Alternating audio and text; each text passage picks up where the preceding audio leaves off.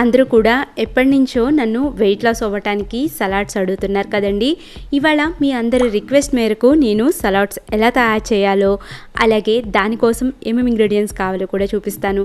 ఇవాళ మనం బ్రేక్ఫాస్ట్కి బదులుగా 2 హెల్తీ సలాడ్స్ని ఎలా తయారు చేసుకోవాలో చూస్తున్నాము.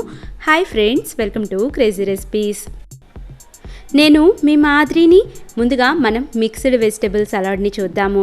ఈ సలాడ్ని చూసే ముందు నన్ను చాలామంది కూడా మీరు వెజిటబుల్స్ ఏ చాక్స్ తోటి కట్ చేస్తారు అని అడుగుతున్నారు కదా. నేను ఇవాళ మీకు ఆ చాక్స్ అన్నీ కూడా నేను మీకు చూపిస్తాను. ఒకసారి చూడండి. ఇక్కడ నేను డిఫరెంట్ చాక్స్ని వాడతానండి. మనం కిచెన్లో ఉన్నాము అంటే మెయిన్ ఇంపార్టెంట్ మనకి ఈ చాక్సే కదా. ఇక్కడ నేను అగరో ప్రొడక్ట్స్ చాక్స్ వాడుతున్నానండి. నాకైతే ఈ బ్రాండ్ పర్సనల్లీ కూడా చాలా నచ్చుతుంది. మీరందరూ కూడా ఒకసారి చూస్తారని నేను చూపిస్తున్నాను. నాకు ఈ సెట్లో టోటల్ 9 నైఫ్స్ అనేవి వచ్చాయి. నేను ఇది ఆన్లైన్లో ఆర్డర్ చేసుకున్నానండి.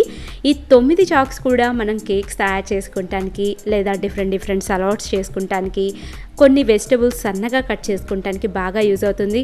అసలు నేను ఈ సెట్ కొనడానికి రీజన్ మెయిన్ ఈ స్టాండ్ అండి. మనం చాక్స్ కిచెన్లో ఎక్కడ పెడతామో మనకి టక్కన అస్సలకి గుర్తుండదు. కానీ నాకు ఈ స్టాండ్ బాగా నచ్చింది. మనం వంట చేసిన వెంటనే మళ్ళీ మనం ఈ స్టాండ్లో వేసేసామనుకోండి, చక్కగా గుర్తుగా అన్నీ కూడా దీంట్లోనే ఉంటాయన్నమాట. 9 నైఫ్స్ కూడా ఉన్నాయి. అలాగే దీంట్లో స్పెషల్గా ఏంటంటే మనం కొబ్బరి బోండం కొట్టుకోవటానికి కూడా ఒక నైఫ్ అనేది ఇచ్చాడు. అది నేను ఇంకొక వీడియోలో చూపిస్తాను మీకు, అది ఎలా వాడాలో. ఈ నైఫ్స్ని మనం ఆన్లైన్లో పర్చేస్ చేయొచ్చండి. మీరు కావాలంటే నాకు కామెంట్ చేయండి, నేను కింద డిస్క్రిప్షన్ బాక్స్లో మీకు లింక్ ఇస్తాను. నేను ఇక్కడ ఫస్ట్ మిక్స్డ్ వెజ్ సలాడ్ చేస్తున్నాను కదండి. నేను ఫస్ట్ కీరా తీసుకున్నాను. ఈ కీరాని మనం పైన ఉన్న పొట్టు మొత్తాన్ని కూడా తీసేయాలి.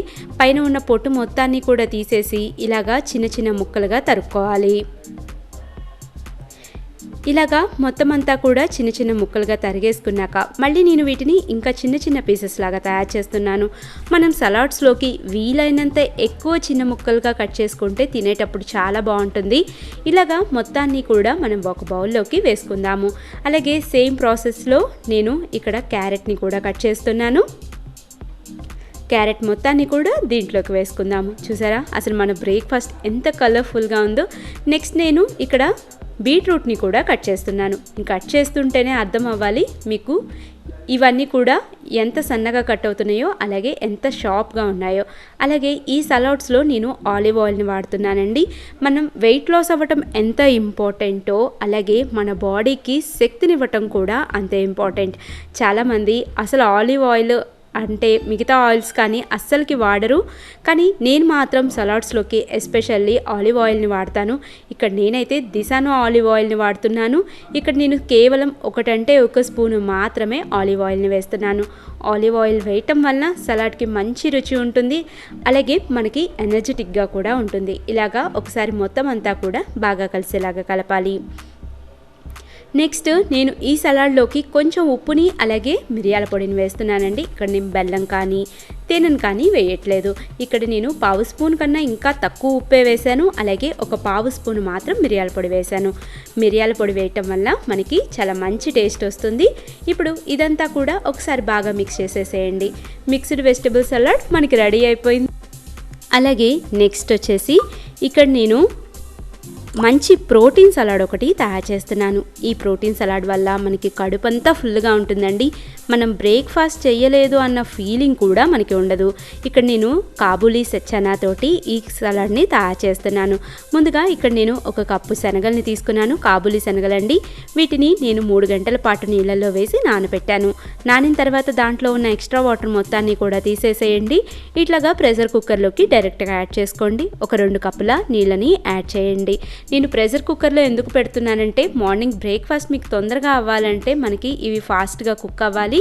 ఇప్పుడు దీని మీద మూత పెట్టేసేసి హై ఫ్లేమ్లో 4 అంటే 4 విజిల్స్ వచ్చేలాగా చూడండి. ఈలోపు మనం దీంట్లో కావాల్సిన వెజిటబుల్స్ని కట్ చేసుకుందాము. ఇక్కడ మనం టమోటాని వాడాలి, అలాగే ఆనియన్ని వాడాలి. సలాడ్ తయారు చేసుకునేటప్పుడు ఎప్పుడూ కూడా టమోటాలో విత్తనాలతోటి వేయకూడదండి. విత్తనాలని తీసేసి వేయాలి. ఇలాగ జస్ట్ మనం ఇలాగ 4 అంచులు కట్ చేస్తే మనం చాక్ తోటి జస్ట్ ఇలాగ అంటే మధ్యలో ఉన్న ఈ సీడ్స్ అన్నీ కూడా బయటకు వచ్చేస్తాయి. నెక్స్ట్ మనం ఈ టమోటాని సన్నగా చిన్న పీసెస్ లాగా కట్ చేసుకుందాము.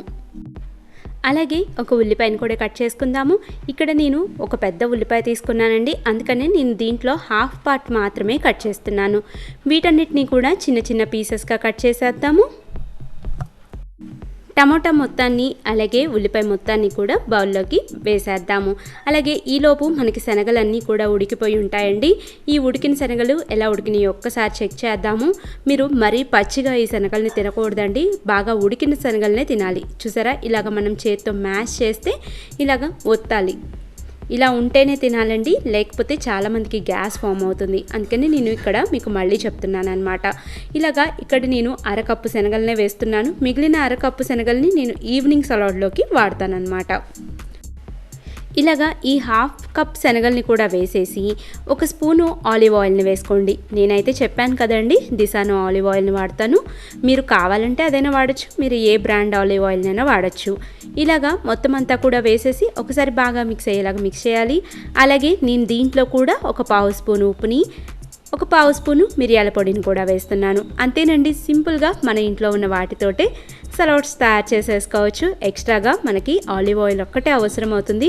తప్పకుండా మీరు కూడా ఈ 2 రెసిపీలని తయారు చేయండి. మీరు కూడా బ్రేక్ఫాస్ట్ని ఎంజాయ్ చేయండి. నెలకి 3 కిలోల దాకా బరువు తగ్గండి. అలాగే లాస్ట్ అండ్ ఫైనల్ ఒక చెక్క నిమ్మకాయ పిండుకుందామండి. నిమ్మకాయ వల్ల మంచి టేస్ట్ ఉంటుంది, అలాగే విటమిన్ సి కూడా మనకి బాగా అందుతుంది. అలాగే నా వీడియో మీకు నచ్చింది అనుకుంటున్నాను. నచ్చినట్లయితే like, share and subscribe. Thank you. Bye bye.